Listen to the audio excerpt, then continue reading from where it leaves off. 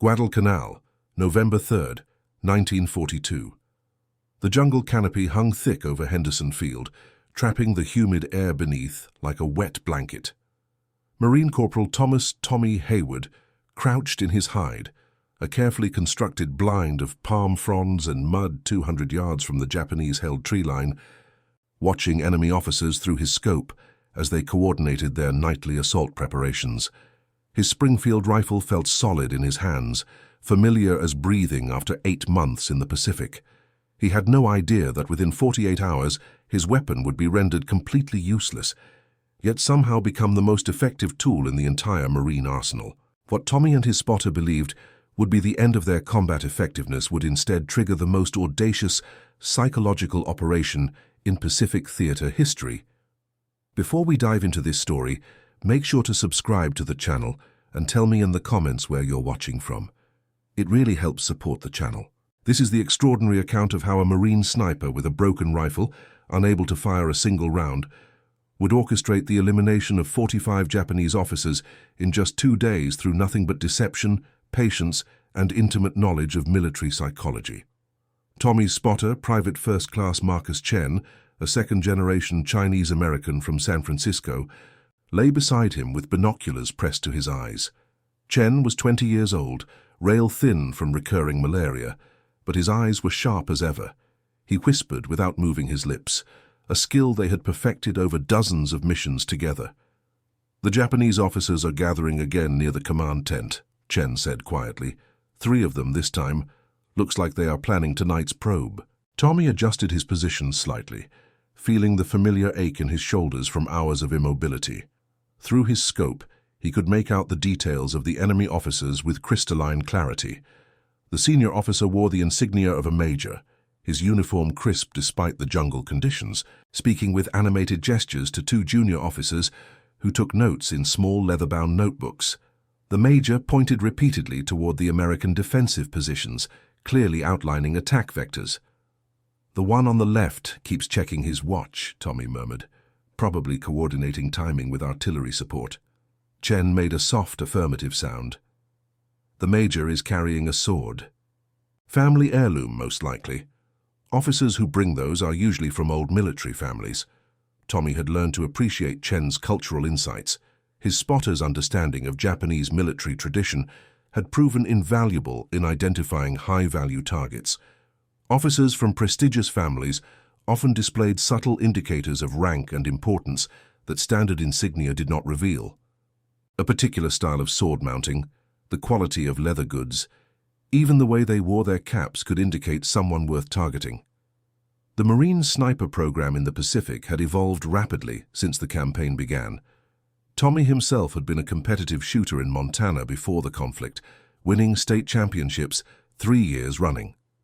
The Marine Corps had identified him during basic training at Camp Pendleton, where his first-time qualification score of 235 out of 250 had caught the attention of the marksmanship instructors. They had sent him to Scout Sniper School, an intense 8-week program that transformed hunters and target shooters into precision weapons of war. By November 1942, Tommy had logged 37 confirmed eliminations, each one recorded in his spotter's log with date, time, range, and conditions. Chen maintained meticulous records, documenting not just successful engagements, but also patterns of enemy behavior, response times, and tactical adaptations. Their hide locations were carefully plotted on hand-drawn maps, with notes about sightlines, approach routes, and extraction paths. "The major is moving," Chen whispered urgently. Tommy tracked the senior officer through his scope as the man stepped away from his subordinates, walking toward a smaller tent that served as his private quarters. The range was approximately 185 yards. Light wind from the southeast, barely 3 miles per hour. Temperature dropping as evening approached, which would minutely affect bullet trajectory. Tommy's breathing slowed automatically, his heart rate dropping as muscle memory took over. His finger touched the trigger with the barest pressure. The crosshairs settled on the center of the major's chest. Tommy began the slow exhale that would precede the shot. Then several things happened simultaneously. A Japanese patrol emerged from the jungle to his right, much closer than any had come before. Their voices carried clearly in the evening air, calling out to the officers. The major stopped walking and turned, and Tommy, startled by the proximity of the patrol, shifted his weight slightly. The Springfield's firing pin made a sickening crack. Not the sharp report of a rifle shot, but the distinct metallic snap of steel breaking under stress. Tommy felt it through the stock before he heard it. His finger had barely been touching the trigger, nowhere near enough pressure to fire, but something inside the mechanism had failed catastrophically. Chen's head whipped toward him, eyes wide with alarm. Did that just... Tommy cycled the bolt slowly, praying he was wrong. The empty casing ejected normally, but when he pulled the trigger on the loaded chamber, there was only a hollow click. No resistance, no tension. The firing pin was completely broken. "We need to extract," Chen breathed. "Right now, before dark." But Tommy's mind was racing in a different direction entirely. The Japanese patrol had passed their position, oblivious to the two Marines hidden mere yards away. The officers remained visible, still discussing their plans. And suddenly, Tommy saw not a catastrophic equipment failure, but an unexpected opportunity. "Wait," he said softly. "Just wait." Chen looked at him as if he had lost his mind. "Your rifle is broken. We cannot stay here without—" "Exactly," Tommy interrupted, his voice barely audible. "My rifle is broken, but they do not know that." Understanding dawned slowly on Chen's face, followed by incredulous disbelief. "You cannot be serious." Tommy was already working through the tactical implications. "Think about it. Every time we take a shot, they know where we are within seconds. They saturate the area with artillery, send out search patrols. We get one, maybe two targets before we have to displace. But what if we do not shoot? What if we just make them think we are about to?" Chen said slowly, his analytical mind catching up to Tommy's intuition. For the next 3 hours, as darkness settled over Guadalcanal, the two Marines remained in their hide and refined their plan. It was audacious to the point of insanity, but the more they discussed it, the more viable it seemed.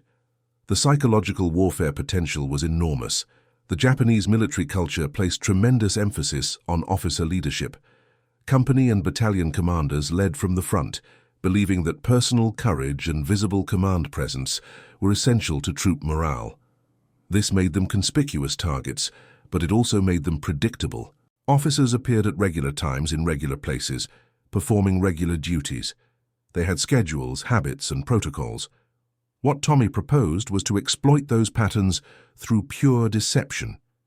He would maintain his position, continue observing enemy movements, and most importantly, continue aiming at high-value targets. But he would never fire. Instead, he would wait for coincidence, accident or natural causes to eliminate officers, then immediately relocate his hide slightly to suggest he had taken the shot and displaced. "The Japanese response pattern is completely predictable," Tommy explained as they huddled in the darkness. "When an officer is hit, they assume sniper fire.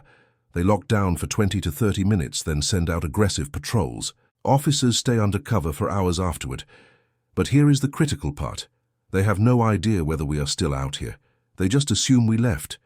So we make them think you are the most lethal sniper in the Pacific," Chen said, warming to the idea. "Every officer who gets sick, has an accident, or gets caught in artillery fire becomes your work. They will be terrified. And while they are hiding from a threat that cannot actually hurt them, our real snipers can operate freely," Tommy added. "We become a ghost that draws all their attention while accomplishing nothing except keeping their officers paralyzed with fear." There was one major problem with the plan. They needed to maintain the illusion of lethality without any actual eliminations to point to. Pure luck would not sustain the deception. They needed to manufacture apparent successes through careful observation and perfect timing. The next morning, November 4th, provided their first opportunity sooner than expected. At 06:15 hours, just after dawn, a Japanese captain emerged from the command area and began his morning inspection of the perimeter positions.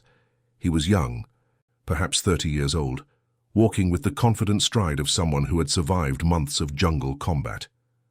Tommy tracked him through the scope, settling the crosshairs on his chest as the officer paused to speak with a subordinate. Chen had the binoculars fixed on the same target, steady breeze from the east, Range is about 210 yards. Perfect conditions for... American artillery interrupted him. A Marine 105mm battery, positioned half a mile behind their lines, had begun its morning harassment fire. The shells were not aimed at any specific target, just general suppressive fire designed to keep the Japanese forces off balance and prevent them from massing for attacks. It was routine, expected, and completely random. The second shell in the barrage landed 30 yards from the Japanese captain. The blast threw him sideways, and he crumpled to the ground. Subordinates rushed to his aid, dragging him toward cover as more shells impacted across the area. Tommy and Chen exchanged glances. Their first success had been pure chance, but the timing was perfect. Tommy immediately began packing their equipment with practiced efficiency, making sure to disturb the surrounding vegetation in ways that would be visible to trackers. They displaced 50 yards to the northeast, leaving subtle signs of their presence. A crushed plant here, a scuff mark there, just enough for experienced Japanese scouts to find, but not so obvious as to seem artificial. By 0700 hours, they had established a new hide with excellent sightlines to the enemy command area. And just as predicted, Japanese response was swift and systematic. Officers who had been moving freely during the morning inspection suddenly disappeared under cover. Patrols began sweeping the area where Tommy's previous hide had been located. The entire enemy position went into defensive mode, convinced that an American sniper was actively hunting their leadership. "It is working," Chen whispered, chronicling everything in his log. "They found our old position, and they are treating it like an active threat." The question was whether the artillery strike had been fatal or merely wounding. The answer came at 1000 hours when a burial detail emerged, carrying a canvas-wrapped body. The Japanese conducted their ceremony with full military honors, suggesting an officer of some significance. Whether it was the captain from that morning or someone else killed in the barrage, it did not matter. The perception was what mattered. Over the next 6 hours, Tommy and Chen maintained constant surveillance, tracking officer movements and patterns. They noticed something fascinating. The Japanese were adapting their behavior based on the presumed sniper threat. Officers who had previously walked openly between positions now moved in short rushes using cover. Staff meetings that had occurred in the open near the command tent were relocated to more protected areas. Radio operators, always accompanied by officers, kept their antennas lowered and transmissions brief. The psychological impact was rippling through the entire enemy position, and Tommy had not fired a single shot. The second elimination came at 14:30 hours. A Japanese first lieutenant, carrying dispatches between positions, made the fatal mistake of taking a shortcut through an area that had been shelled earlier. The ground was unstable, cratered and treacherous. He stepped on what looked like solid earth, but was actually the collapsed edge of a shell crater covered by debris. The lieutenant fell approximately 15 feet, landing badly. His leg bent at an unnatural angle, and his screams carried clearly across the no-man's land between the lines. Medical personnel rushed to extract him, but the position was exposed. They worked frantically, trying to apply a splint and prepare him for transport. Tommy kept his rifle trained on the group, but of course he did nothing. He did not need to. The lieutenant's own fear and pain were doing the work for him. Chen, watching through binoculars, suddenly stiffened. "Oh no. Tommy, he is having a severe reaction. Look at his face." Through the scope, Tommy could see the lieutenant's features contorting. His breathing became rapid and shallow. The medical corpsmen were shouting, gesturing frantically. One began administering some kind of injection, but the lieutenant's convulsions only worsened. "Allergic reaction," Chen said quietly, "probably to the morphine they gave him for the pain." The lieutenant died within 5 minutes, thrashing in the arms of the corpsman, who could do nothing but hold him as the reaction progressed. It was a horrible way to go, and Tommy felt a pang of unexpected sympathy. But from a tactical perspective, the timing could not have been better. The Japanese would have no way to know the true cause of death. They would see only that an officer had been exposed, and then he had died. The logical conclusion was obvious. Sure enough, within 20 minutes, Japanese patrols were sweeping the jungle again, this time with greater urgency and fear. Officers disappeared completely from view. Evening inspections were conducted entirely under cover, The enemy's leadership structure was being paralyzed by a threat that existed only in their imagination. As night fell on November 4th, Tommy and Chen prepared for what they knew would be a critical test of their deception. The Japanese conducted nightly attacks against the marine perimeter, usually preceded by artillery barrages, and coordinated by officers who had to be visible to their troops. Would those officers expose themselves knowing a sniper might be watching? Or would their fear override their tactical requirements? At 2200 hours, the attack began. Japanese artillery opened up, shells screaming over the no-man's land to impact against marine defensive positions. But something was different. The coordination was sloppy, almost hesitant. Units attacked in piecemeal fashion rather than the usual coordinated assault. And most tellingly, there were no officers visible in the forward positions. The attack failed within 40 minutes, repulsed by Marines who barely had to extend themselves. The lack of coordinated leadership was obvious to every defender. Japanese troops, normally disciplined and tenacious, fell back in disorder when their predetermined attack timelines expired without visible command presence to adapt to changing conditions. Lieutenant Colonel Harrison Briggs, commander of the Marine Battalion defending that sector, was monitoring the battle from his command post when he noticed the pattern. He had been briefed on Tommy and Chen's activities and had given tacit approval for their unconventional operation. Now, he was seeing the results firsthand. Briggs sent a runner to fetch the two Marines at first light on November 5th. They arrived at the command post still camouflaged, exhausted from 36 hours of continuous observation. The colonel was a hard man, a career Marine who had fought in France during the First World War, and he did not lavish praise easily. But even he seemed impressed. "Your broken rifle has accomplished what a dozen working ones could not," Briggs said without preamble. Japanese officer presence in forward areas has dropped by approximately 70% in the last 24 hours. Their attack last night was the most disorganized I have seen in 3 months. What are your casualty estimates on their leadership? Tommy pulled out Chen's meticulously maintained log.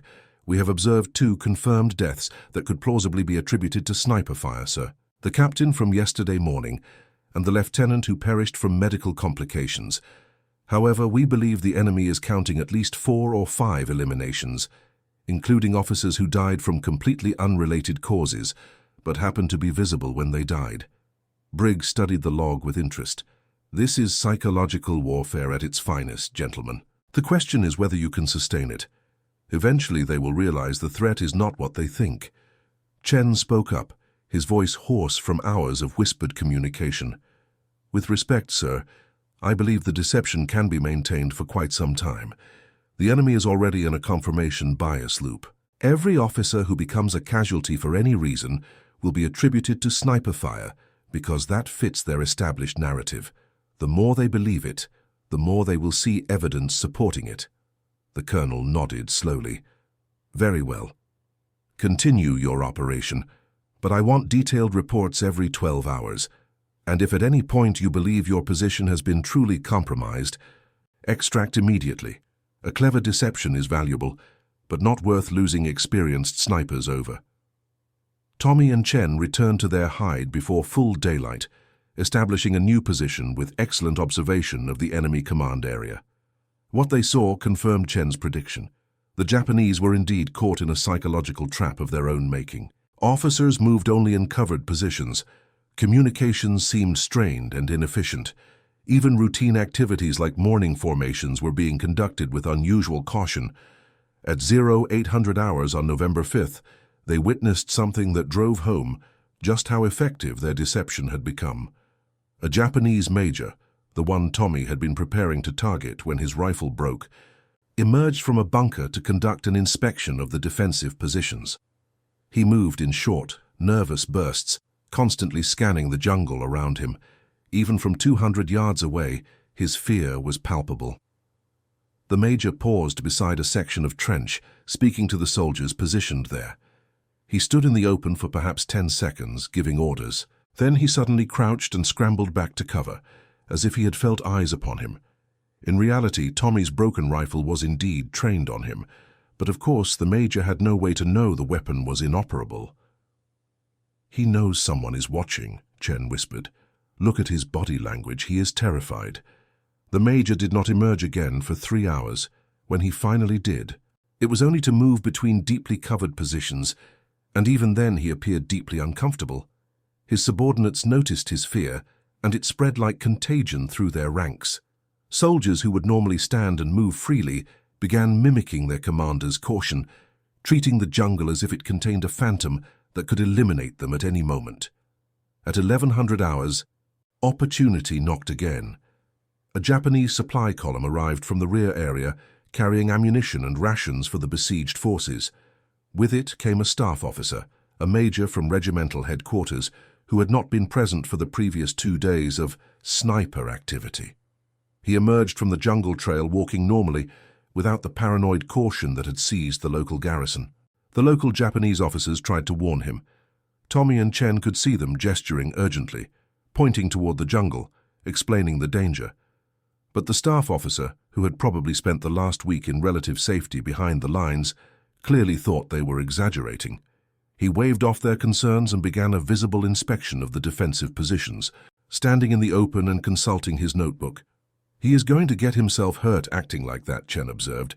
"In this environment, being the most visible target is basically volunteering for—" American mortar fire interrupted him. A Marine 60mm mortar team, conducting routine harassment fire, dropped a spread of shells across the Japanese position. It was completely random fire, with no specific target in mind. The mortar crew was simply maintaining pressure, making the Japanese keep their heads down and expending their nervous energy. One shell landed within 10 yards of the staff officer. The blast caught him in the open, throwing him backward.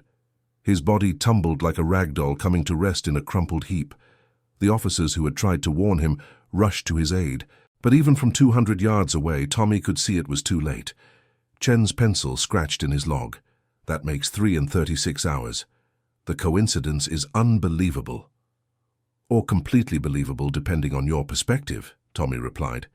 Think about it. We are observing an area where artillery and mortar fire is common. Officers have to be visible to do their jobs. Random casualties happen, but because we are here watching and waiting, every single one of those casualties looks deliberate. The psychological impact of the staff officer's demise was immediate and profound. He had not been part of the garrison that had grown paranoid over the previous 2 days. His elimination suggested that the sniper threat was not local, but widespread. If a regimental staff officer could be targeted the moment he appeared, then no one was safe. Japanese command response escalated dramatically. By evening on November 5th, Tommy and Chen observed a fundamental change in enemy operations. Officers were no longer appearing above ground at all during daylight hours. Command and control was being conducted entirely from bunkers and covered positions. The few times officers needed to move between locations, they did so only after dark, and even then with extreme caution. The operational implications were enormous.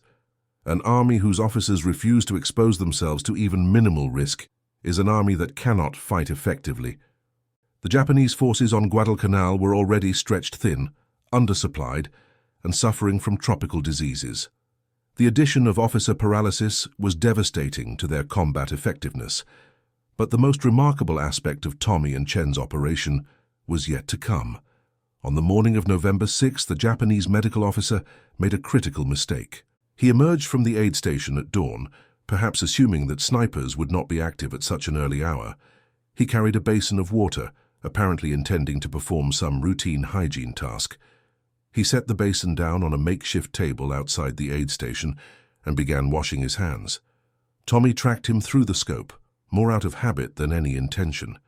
The medical officer was clearly identified by his markings, and Tommy had no interest in targeting medical personnel anyway. It violated his personal ethics and probably military law. He was about to swing his scope away when something extraordinary happened. The medical officer, hands still wet, reached for a towel that was hanging on a line. As he did so, the line broke. The officer stumbled backward, lost his balance, and fell. It would have been nothing more than an embarrassing slip, except that directly behind him was an open latrine pit. The officer fell backward into the pit, disappearing from view with a splash.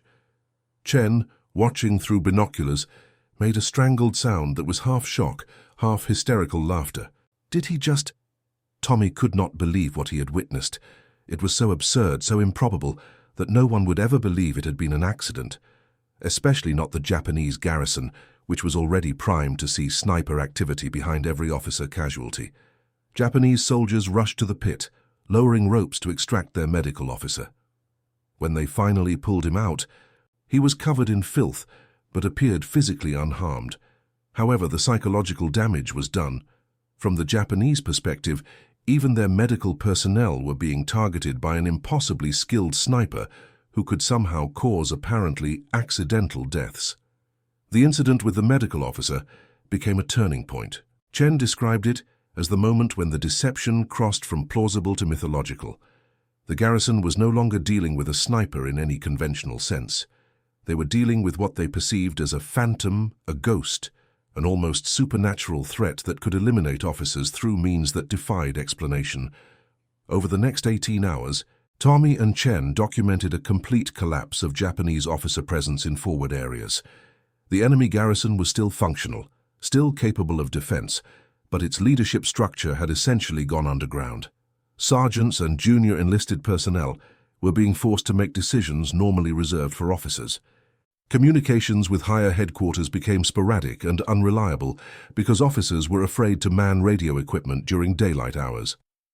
By the evening of November 6th, Colonel Briggs summoned Tommy and Chen back to his command post. With him was a military intelligence officer, Captain Robert Kellerman, who had been analyzing the Japanese position through various means, including captured documents and interrogation of prisoners. Kellerman spread out a series of photographs and translated documents on the table. "Gentlemen, I want you to understand exactly what you have accomplished.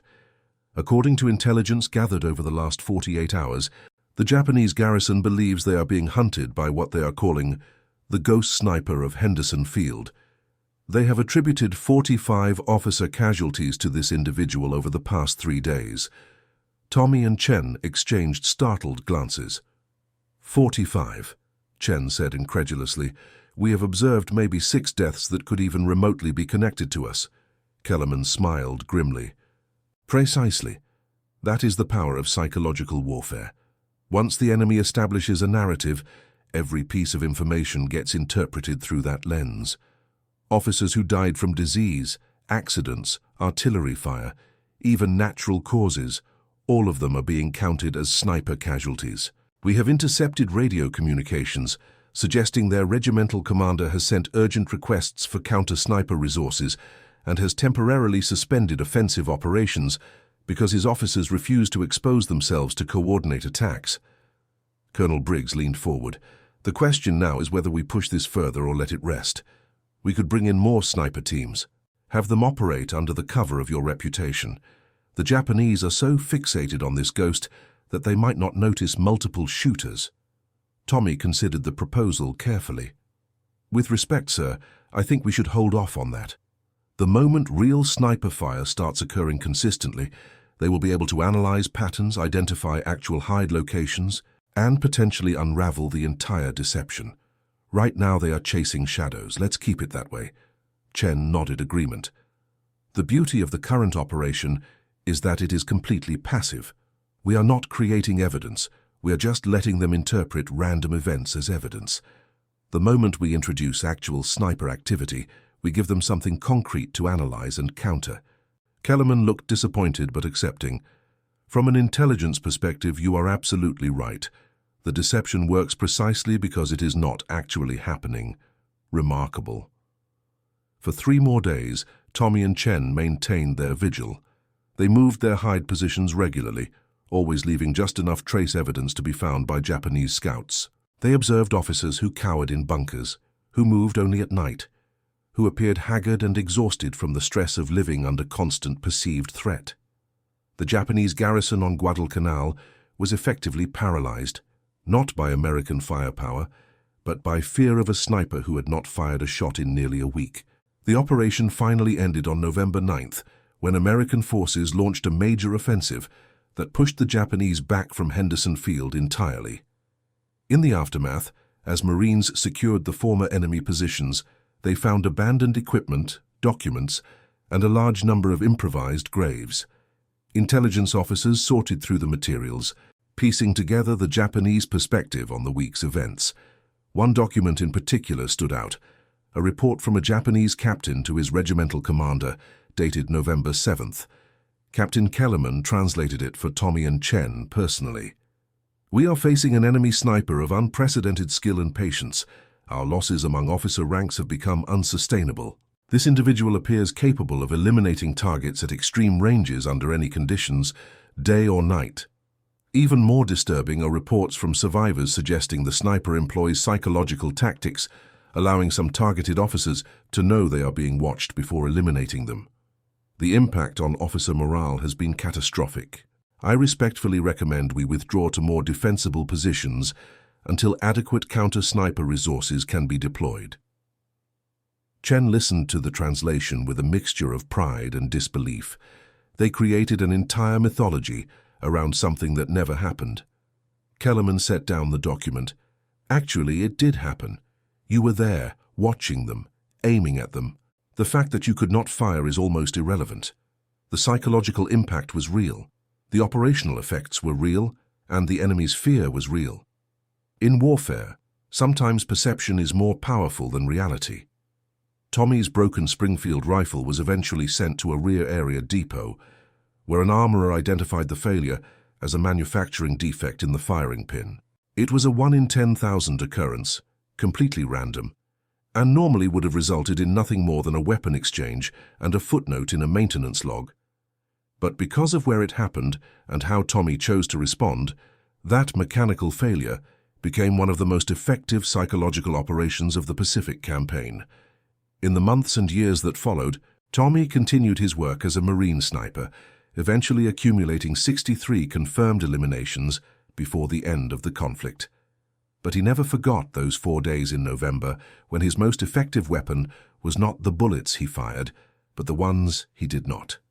The deception became something of a legend within Marine sniper circles, taught as an example of how unconventional thinking and psychological understanding can multiply combat effectiveness. Chen kept his detailed logs from those 4 days, and after the conflict ended, he donated them to the Marine Corps Historical Division.